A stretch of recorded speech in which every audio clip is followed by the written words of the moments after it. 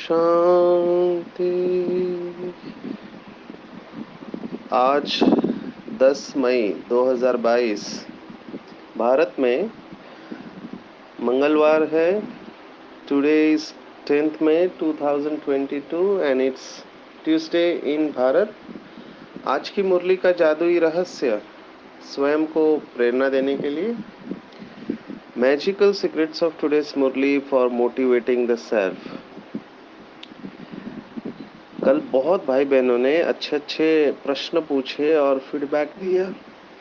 इससे ये बात पता चलती है कि बाबा के बच्चे तीव्र पुरुषार्थ में लगे हुए हैं और उनको बहुत अच्छे अनुभव हो रहे हैं। बीच बीच में बिना नाम लिए हम इन अनुभवों को शेयर करते रहेंगे और करते भी हैं। आज की मुरली का टेक होम अगर कहे तो हमने देखा कि हम कुछ कीवर्ड्स को ध्यान में रखते हैं। कल भी जैसे कीवर्ड्स बताए तो कई लोगों को वो अच्छा लगा। तो कीवर्ड्स है एवर हेल्दी वेल्दी, रूहानी सेवा या रूहानी चांस, सेवा का चांस लेना, कन्याओं का कन्हैया, ये कीवर्ड है। और लास्ट में मैं और मेरा बाबा। तो पूरी मुरली इसके अंदर आ जाती है। मुझे लगता है कि संगम युग पर सबसे भाग्यवान वो आत्माएं हैं जो अपना तन मन धन समय श्वास संकल्प ईश्वरीय सेवा में लगाते हैं, जिसको कहा गया कि संपूर्ण बलिहार जाते हैं। अभी किसको ज्यादा चांस है? तो बाबा कहता है कि कुमारियों को, क्योंकि कुमारियां निर्बंधन होती है। कुमार के ऊपर तो चलो कई बार घर की जिम्मेवारी होती है, क्योंकि कुमारी को तो पराये घर ही जाना होता है। और शास्त्रों में भी गायन है कि कुमारियों द्वारा भीष्म पितामह आदि को बाण मारे गए। तो जो यादगार बना है वो किस आधार पर बना है कि कल्प पहले ये हुआ है। बाबा ने बहुत बार मुरलियों में कहा है कि संगम युग पर माताओं बहनों का विशेष पाठ है। ऐसे नहीं कि भाइयों का नहीं है, पर माताओं बहनों की मेजॉरिटी है। अभी हम शिविर लेते हैं, कई जगह पर हम देखते हैं कि माताओं बहनें ज्यादा रहते हैं, भाई कम रहते हैं। तो सेंटर्स पर भी माताएं बहनें ज्यादा रहती हैं। तो इट्स नॉट अबाउट कुमार और kumari, it's about male principle and female principle of nature. प्रकृति में फीमेल प्रिंसिपल होता है, स्त्री तत्व हम कहते हैं। तो इनकी विशेषता होती है कि ये जिसके ऊपर फिदा हो गए बस उसी को याद करेंगे। हालांकि कलयुग में चित्र कुछ और दिखाई देता है, पर वो एकदम शक्ति कमी होने की वजह से दिखाई दे रहा है। अदरवाइज एकदम आज्ञाकारी, एक बल एक भरोसा, सहन शक्ति वाले, ये सब विशेष गुण माताओं में और बहनों में होते हैं। तो बाबा इनको आगे बढ़ाता है और इसका एक भी कारण ये है कि आधा कल्प पुरुष प्रधान संस्कृति ने माताओं बहनों को सेकंड स्टेटस दिया। एक मुरली में तो बाबा ने यहाँ तक कहा कि सतयुग से ही सेकंड स्टेटस चालू हो जाता है। हालांकि कहने में अभी भक्ति मार्ग में आता है लक्ष्मी नारायण या सीताराम, लेकिन जब वो राजगद्दी पर बैठेंगे तो वहां नारायण को ज्यादा मानते हैं या श्री राम को ज्यादा मानते हैं।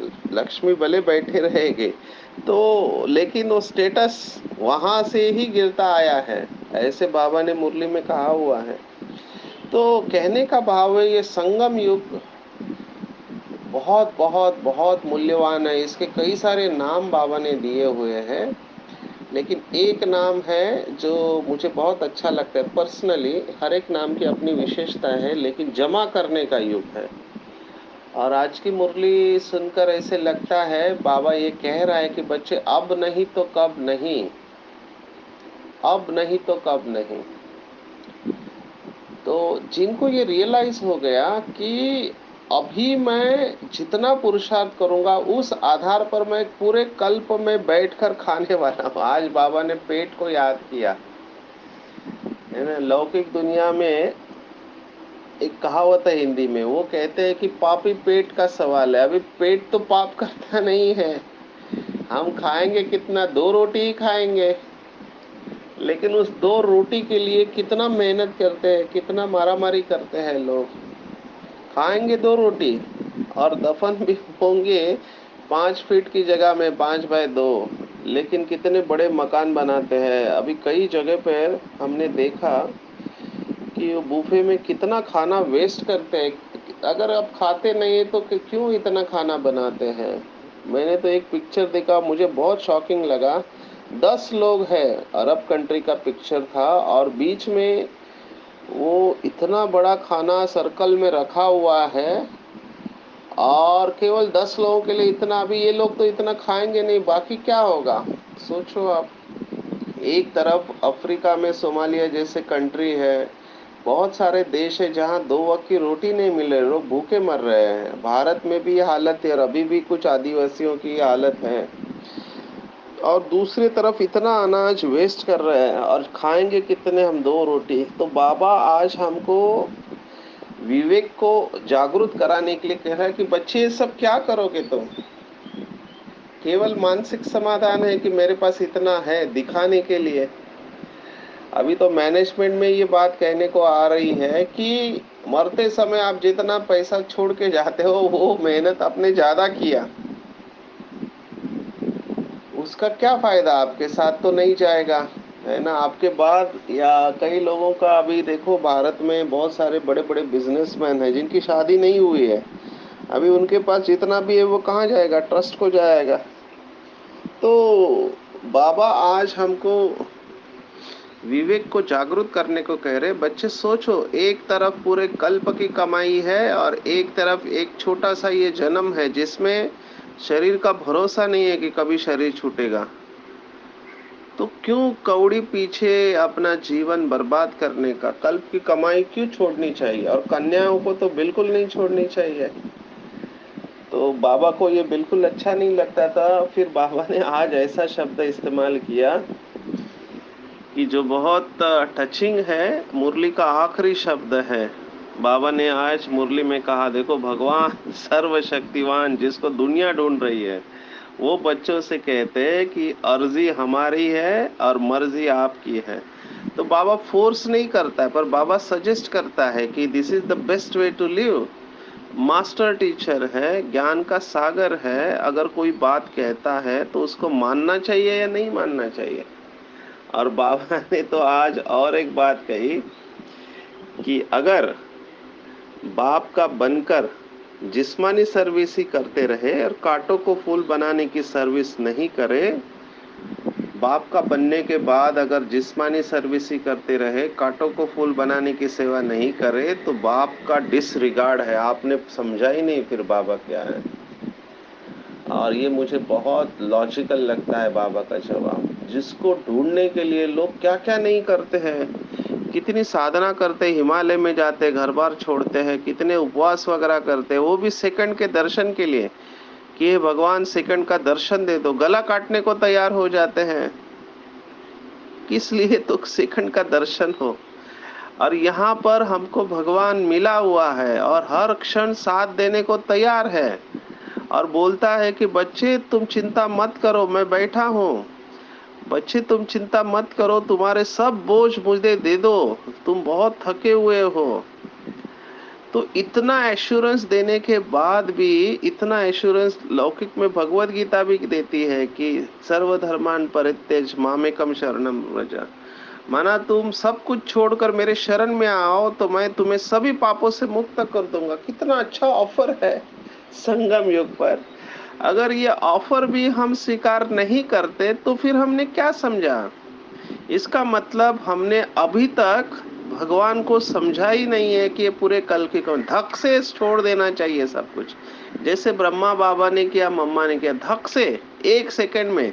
अगर ये बुद्धि अभी तक डिसीजन नहीं दे रही, इसका मतलब बुद्धि दिव्य नहीं है और इसी आधार पर नंबर बने। देखो ब्रह्मा बाबा तो सबसे पक्का बिजनेसमैन था ना, करोड़ों का बिजनेस। आज के जमाने से तो अरबों का होगा, उस समय तो करोड़ों का था, हीरे जवाहरों का बिजनेस।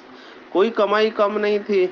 लेकिन जैसे ही बाबा का परिचय मिला, उनको वो सब हीरे क्या पत्थर दिखाई नहीं लेंगे। एक तरफ है विनाशी रत्न, वो भी रत्न है, और एक तरफ अविनाशी रत्न। तो बाबा को डिसीजन लेना बहुत इजी था और तुरंत डिसीजन लिया। लेकिन कई बाबा के बच्चे दुविधा में रहते, छोड़े या नहीं छोड़े। तो उसी अनुसार भाग्य बनता है। अभी ऐसे भी बाबा के बच्चे, चलो किसी के ऊपर जिम्मेवारी हम समझ सकते हैं, लेकिन कोई जिम्मेवारी नहीं, कोई बंधन नहीं है, कोई पैसे की कमी नहीं, फिर भी बाबा की सेवा में छलांग नहीं लगाते, जंप नहीं। बाबा की सेवा में हिस्सा नहीं लेना है, भाग नहीं लेना है, जंप लगा देना है। जंप में वो इंटेंसिटी है, कूदना है बाबा की सेवा में, है ना, हड्डी हड्डी स्वाहा करना है। तो बहुत वंडर लगता है कि जिनको बंधन नहीं है वो नहीं सेवा में आते हैं, और जिनको बहुत बंधन है वो दिन रात बाबा को याद करते हैं। अभी कितनी माताओं का मेरे को मैसेज आता है, कितना बंधन है उनको घर से, कुमारियों का, लेकिन इतना बाबा से उनका योग अच्छा है। तो बाबा ऐसे ही नहीं कहता कि जिनको बंधन होता है उनका योग सबसे पावरफुल होता है। जिनको कोई कमी नहीं, बंगले में रहते, गाड़ी है, एसी है, बाबा को भी पहचान लिया, सब कुछ कर रहे हैं, लेकिन मजे से कर रहे हैं, आराम से कर रहे हैं। वो कहते हैं कि संगम योग मौजों का योग है, तो मौज करो। तो मुझे बहुत रहम आता है ऐसे बाबा के बच्चों के ऊपर जो टाइम वेस्ट करते हैं। सबसे बड़ा खजाना है संकल्प और समय का, और ये चांस है।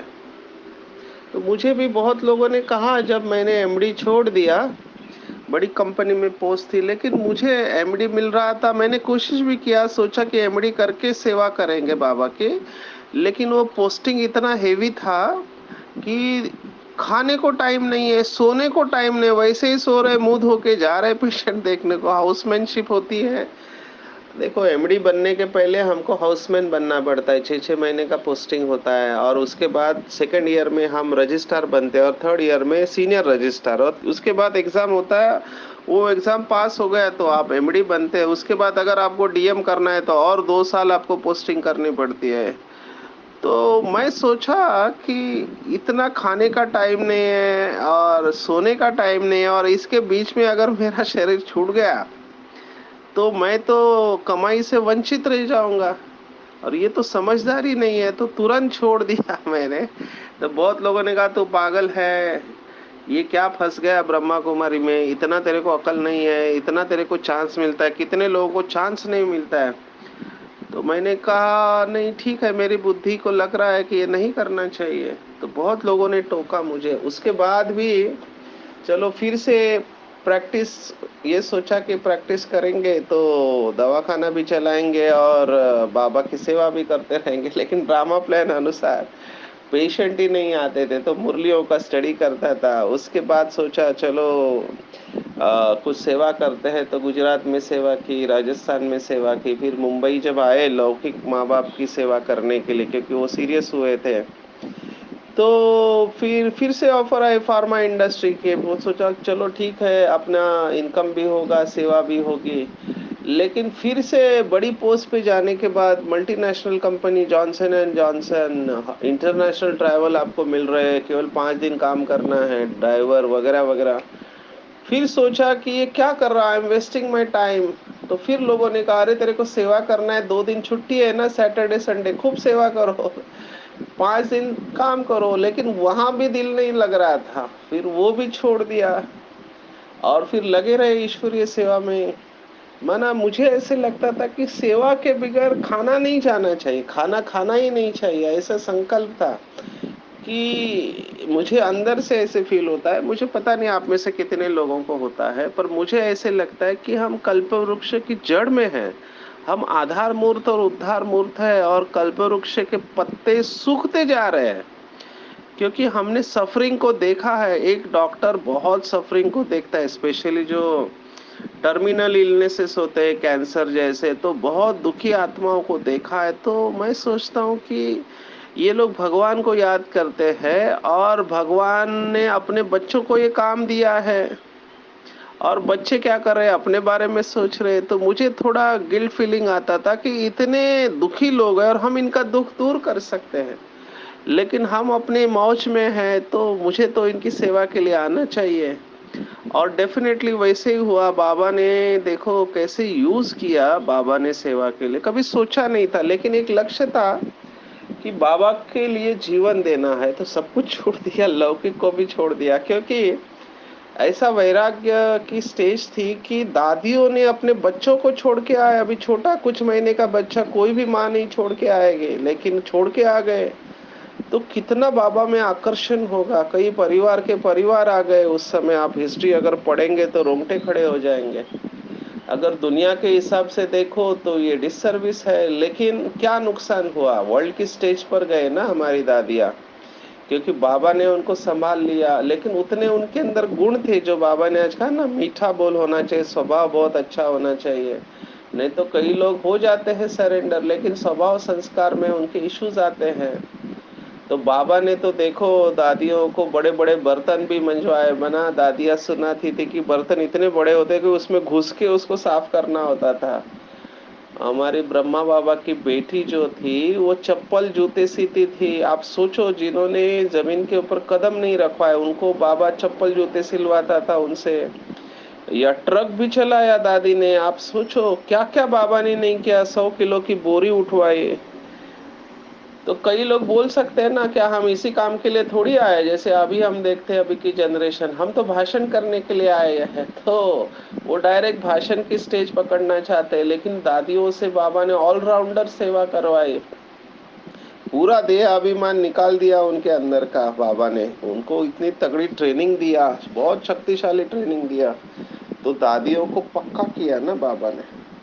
तो लेकिन क्या हुआ, कितना बड़े स्टेज पर आ गए। मुझे याद आ रहा है विश्व रतन दादा, अगर आप जानते हैं, इनका भी कुमार आए थे तो घर की जिम्मेवारी थी। तो घर वालों से छुट्टी लेते समय उन्होंने कहा अगर आप सभी ज्ञान में चलते हैं तो मैं आपकी पूरी ध्यान रखूंगा। तो उन्होंने कहा नहीं, हम नहीं चलेंगे। फिर उन्होंने कहा फिर आपकी मर्जी, और वो बाबा के पास आ गए। बहुत शक्तिशाली कुमार। मुझे तो याद आता है कि विश्व रतन दादा का मैं बीपी चेक करता था, तो उनके हाथ को जैसे ही टच करता था तो ऐसे लगता था फरिश्ता है। कोई हड्डी ही नहीं है, हड्डी मांस ही नहीं, एकदम सॉफ्ट और निराकारी अवस्था में रहते थे। और उनकी एक बात बहुत अच्छी लगती है कि वो कहते थे कि जोर से हंसना नहीं। अपने क्लासेस में भी कहते थे, क्योंकि हंसता रावण है, बाबा की श्रीमत है, मुस्कुराते रहना। तो बहुत पक्के थे। तो ऐसे कैसे ये लोग बने, तो इन्होंने रूहानी सेवा का चांस लिया संगम युग पर। मुझे कई लोग कहते सचिन भाई आप बहुत लकी हो। अरे लक को बनाना पड़ता है, लकी ऐसे नहीं है। घर वाले नाराज हुए, दोस्त नाराज हुए, पैसे की समस्या आई, लेकिन सब कुछ बाबा के भरोसे छोड़ दिया ना। पिछले 2 साल में तो ऐसे पेपर आए जो जीवन में कभी नहीं आए। अभी वो सब यहाँ पे बता नहीं सकते हैं, लेकिन इतना जरूर कहेंगे कि जब आप सब कुछ बाबा के ऊपर छोड़ देते तो जिम्मेवारी बाबा की हो जाती है ना। तो लक को अपने बनाना पड़ता है ना। तो ऑफर किया तो बाबा ने बहुत सारे रैलीज देखो, कहाँ केरल से मुंबई तक, केरल, तमिलनाडु, आंध्र प्रदेश, कर्नाटक, गोवा, महाराष्ट्र, मुंबई, फिर कहाँ उत्तराखंड, कहाँ हिमाचल प्रदेश, कहाँ तेलंगाना, महाराष्ट्र, कहाँ नेपाल, कहाँ दिल्ली, यूपी, बिहार। कोई स्टेट ऐसा नहीं छोड़ा जहां पर बाबा ने सेवा के लिए नहीं भेजा। और 18,000 भाई बहनों को ट्रेनिंग दिया नशा मुक्ति का। कभी सोचा नहीं था कि WHO का ट्रेनिंग मिलेगा, सभी स्टेट्स के नोडल ऑफिसर की सेवा करने के निमित्त बनेंगे। कभी सोचा नहीं था कि बाबा 180 देशों की सेवा करने के निमित्त बनाएगा। वो टोबैको का प्रोजेक्ट किया, उसके बाद रमेश भाई ने सपोर्ट किया तो मुंबई में कॉन्फ्रेंस हुई। तो दिल्ली से एक डॉक्टर आया, उसके साथ मीटिंग किया, उसने इंटरनेशनली लेके गया, तो होते गया ये सब। तो अभी जब उन बातों को देखता हो तो खुशी होती है, क्योंकि वहां पर डिसीजन सही लिया ना। और हमारे साथ वाले और भी थे, वो कहते थे नहीं बैलेंस में चलना है, घर को देखना है, तो वो लौकिक में इतने फंस गए कि अभी मुरली के लिए उनके पास टाइम नहीं है, सिर्फ पैसा पैसा पैसा कमाते जाओ। और मैंने यही सोचा कि 2 वक्त की रोटी मिल रही, क्योंकि एक मुरली में बाबा ने कहा कि अगर 2 वक्त की रोटी मिलती है तो बाबा की सेवा में लग जाओ, बाकी सोचो मत। अभी भगवान कह रहा है, इतना डायरेक्शन दे रहा है, तो क्यों नहीं लग जाना चाहिए। तो बुद्धि ने ये डिसीजन दिया। तो बाबा ने देखो क्या क्या कहाँ से कहाँ लेके गए। और अनुभव से आपको कहते कि हमारे अंदर विशेषता नहीं थी इतनी, लेकिन उमंग उत्साह बहुत था। ऐसे लगता था कि बाबा को प्रत्यक्ष करना चाहिए।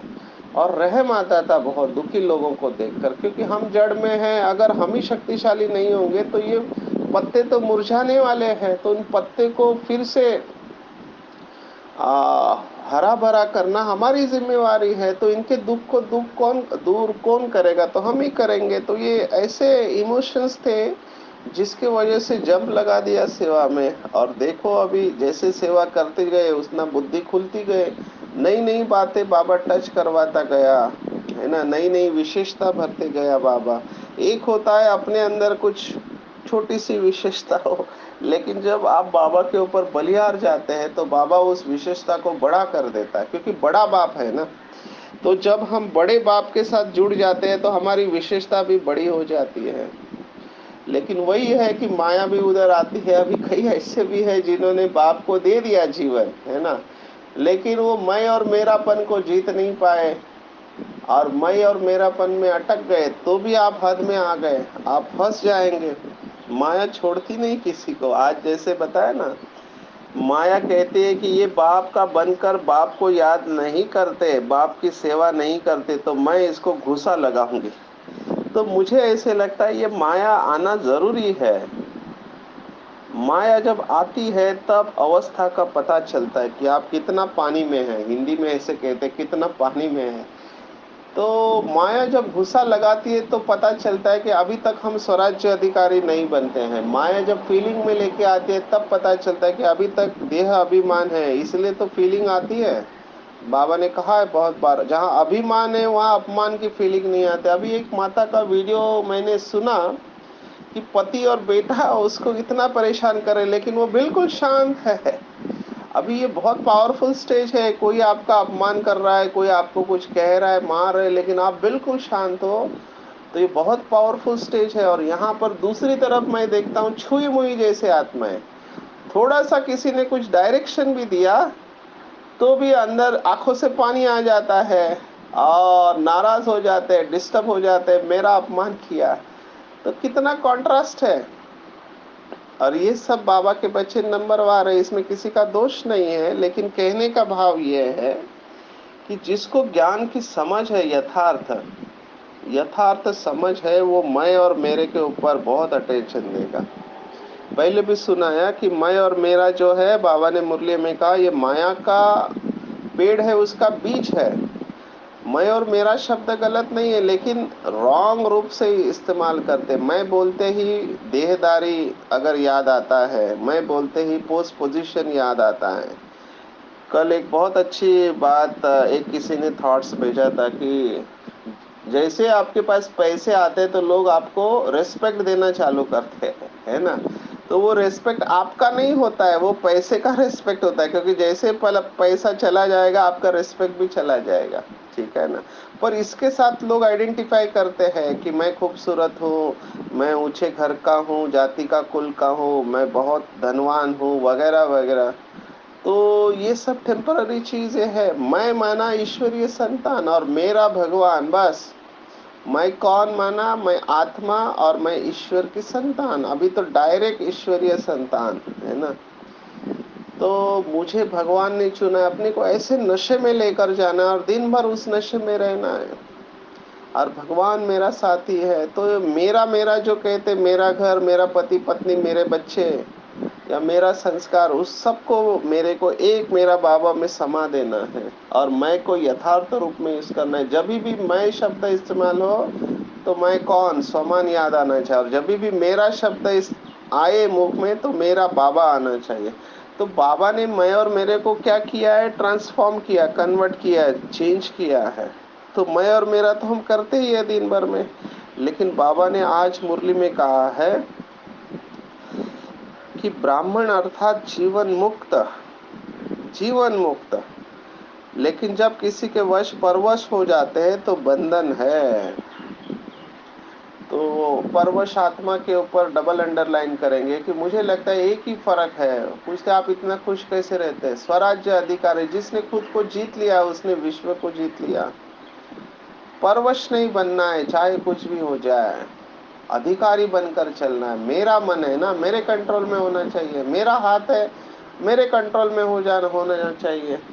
तो मेरा मन मेरे कंट्रोल में, मेरे संस्कार मेरे कंट्रोल में है, मेरी बुद्धि मेरे कंट्रोल में है। तो बंधन नहीं है, संबंध। बाबा ने देखो कितना अच्छा शब्द किया, जो भक्ति मार्ग में समझते हैं, कर्म संन्यास। कर्म संन्यास हो ही नहीं सकता, क्योंकि जब तक शरीर है तब तक कर्मेंद्रियों के संबंध में आएंगे, लेकिन वो कर्मेंद्रिया बंधन नहीं उत्पन्न करे। अभी जबान है, मैंगो का सीजन है और आपको डायबिटीज है या आपको ज्यादा खाना नहीं लेकिन अच्छा बना, तो ज्यादा खा रहे, सोच नहीं रहे कि शुगर बढ़ेगी या और कुछ नुकसान हो सकता है, गर्म पड़ सकता है, नहीं, खाते जा रहे, खाते जा रहे। तो क्या है, परवश है, जुबान के परवश है ना। ऐसी बाकी की चीजें, आंखें है, आंखों का काम देखना, लेकिन क्या देखना क्या नहीं देखना है मेरे हाथ में है। जो नहीं देखना चाहिए वो देखते हैं, शरीर को देखते हैं, तो फिर गए, माया गुस्सा मारेगी। ऐसे हर एक इंद्रिय के बारे में सोचो, मन के बारे में भी सोचो। अभी क्या सोचना है क्या नहीं सोचना है ये भी मेरे हाथ में है। अगर व्यर्थ और नेगेटिव थॉट्स आप क्रिएट कर रहे हैं तो मन आपके कंट्रोल में नहीं है, आपके अगेंस्ट जा रहा है, पता है गलत है फिर भी रोक नहीं पा रहे हैं। परवश आत्मा के लक्षण है, ये सब परवश आत्मा के लक्षण है। अभी तक इसका मतलब सूक्ष्म इंद्रियों के ऊपर मास्टरी नहीं है। तो बाबा कहता है कि कर्म संबंध में आना है, और ऐसे जो मुक्त है वो सदा सफलता मुक्त है। केवल सफलता नहीं, हर समय उसको सफलता है। तो यही मैं और मेरा यथार्थ रूप में हम यूज करेंगे तो बाबा कहता है कि यही याद सहज योगी सफलता मूर्त और बंधन मुक्त बना देगी। सोचो कितना कितना इजी करके बाबा ने बताया, इससे इजी और कुछ नहीं हो सकता। तो भाई और बहनों, आज के पूरे दिन में अपने आप को चेक करना। मुझे तो ये नॉट और डॉट इतना अच्छा लगा कि हर क्षण हमारे पास ऑप्शन होता है, ये करे या ये करे, किसको याद करे किसको याद नहीं करे, एक सेकंड की बात होता है, पर डिसीजन नहीं देती बुद्धि। बुद्धि आपके मन में इतने विकल्प उत्पन्न करेगी, ये भी करे ये भी करे, वो भी खाऊं वो भी खाऊं, है ना, इधर जाओ इधर घूमो उधर घूमो वगैरह वगैरह। तो हर एक आत्मा अपनी चेकिंग करे कि मेरी बुद्धि कहाँ कहाँ जाती है। बुद्धि को सभी रास्ते ब्लॉक करे और केवल एक शिव बाबा का रास्ता खुला हो, तो आप देखना इतनी अच्छी अवस्था बनेंगे कि आप एवर हेल्दी वेल्दी बन जाएंगे। बाबा हमेशा दो बातें कहता है, पढ़ो और पढ़ाओ, बनो और बनाओ। लास्ट में एक टेक होम इम्पोर्टेंट मैसेज बताना चाहेंगे। कई भाई बहने समझते हैं कि हमने बहुत सेवा की है ना, बहुत साल से कह रहे, या बाबा ने मुरली में कहा था बहुत सेंटर खोले। तो बाबा ने कहा इससे ज्यादा महत्वपूर्ण ये है कि कितनी आत्माओं को आपने बाप समान बनाया। देखो बाबा इज वेरी स्पेसिफिक। तो बाबा ने कहा आपने 15 सेंटर खोले, फिर 15 में से 12 हिल रहे हैं, तो वो निर्विघ्न नहीं हुए ना, निर्विघ्न की मार्क्स रहती है। तो जितनी आत्माओं को आप बाप समान बनाते हैं, आप समान बनाते हैं, उसकी मार्क्स होती है जमा। तो पीछे आते हुए भी नंबर ले सकते हैं। तो अपने आप को बिल्कुल हल्का छोड़ देंगे। आज 10 मई 2022, आज की मुरली के ऊपर मेडिटेशन। अपने शरीर को बिल्कुल हल्का छोड़ देंगे, सिर से लेकर पांव के अंगूठे तक संपूर्ण शरीर बिल्कुल हल्का एंड रिलैक्स। दोनों हाथ, दोनों पैर, छाती, पेट, पीठ की मांसपेशियां शांत और रिलैक्स।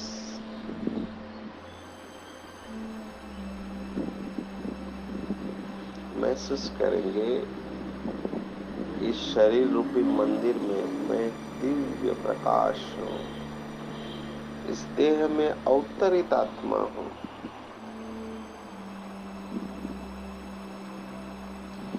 इस शरीर के मालिक हूँ। स्थूल और सूक्ष्म कर्मेंद्रिया मेरे संपूर्ण नियंत्रण में है। सर्वशक्तिवान शिव बाबा की श्रेष्ठ मत पर चलने वाले मैं बंधन मुक्त आत्मा हूँ। मुझे आज रियलाइज हुआ कि संगम युग का समय, श्वास और संकल्प बहुत वैल्यूएबल है और संगम युग पर ही रूहानी सेवा करने का, मनुष्य को देवता बनने का चांस अभी मिलता है और इस चांस को मुझे मिस नहीं करना है, सर्विसेबल बनना है। तो मैं आज स्वयं से ये प्रतिज्ञा करती हूँ कि हर पल, हर घड़ी, हर श्वास, हर सेकेंड ईश्वर की याद में और ईश्वरीय सेवा में बिताऊंगी। निमित्त मात्र शरीर निर्वाह अर्थ अगर मेरे ऊपर जिम्मेवारी है तो शरीर निर्वाह अर्थ निमित्त मात्र कर्म करूंगी और ज्यादा से ज्यादा ईश्वरीय सेवा में अपना समय दूंगी।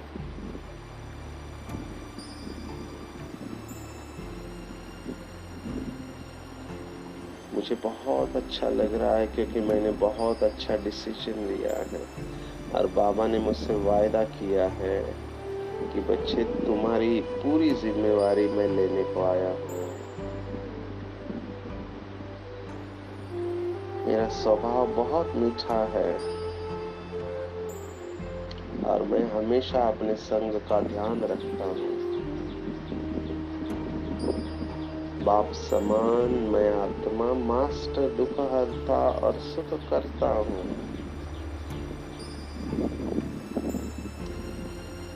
मेरा बाबा हमेशा मेरे साथ है और मेरी विजय निश्चित है, निश्चित है, निश्चित है। मैं बिल्कुल शांत हूँ, रिलैक्स हूँ। ओम शांति शांति शांति। सर्वशक्तिवान बाप हमेशा मेरे साथ है, उसका वरदानी हाथ मेरे सिर के ऊपर है। बाप दादा मुझे दृष्टि दे रहा है और मुझे कह रहा है कि बच्चे तुमसे ही इनमें नूर है, तुम मेरे हो। तुमने भक्ति मार्ग में मुझे बहुत याद किया, इसलिए मैं आया हूँ तुम्हें जन्म जन्मांतर की राजाई देने के लिए। बच्चे अभी ईश्वरीय सेवा का चांस लो, यह चांस कल्प में फिर कभी नहीं मिलेगा। विश्व में बहुत दुखी आत्माएं हैं, इसलिए बच्चे जाओ उन सबके दुखों को दूर करो। मेरी सर्व शक्तियाँ हमेशा तुम्हारे साथ है, तुम्हारी विजय निश्चित है, निश्चित है, निश्चित है। मैं आत्मा बाबा की आंखों में देखकर मुस्कुरा रही हूँ और बाबा को कह रही हूँ, हाँ बाबा आप बिल्कुल सत्य कहते हैं। मेरी बुद्धि ने ये डिसीजन लिया कि ये चांस केवल अभी ही मिलता है, तो मैं रूहानी सेवा का चांस बिल्कुल नहीं छोड़ूंगा, आपकी श्रीमत पर चलूंगा। मेरा बाबा, मीठा बाबा, प्यारा बाबा और दुलारा बाबा, सच्चा बाबा और अच्छा बाबा, दयालु बाबा, कृपालु बाबा, वाह बाबा, शुक्रिया बाबा, शुक्रिया। अच्छा, ओम शांति।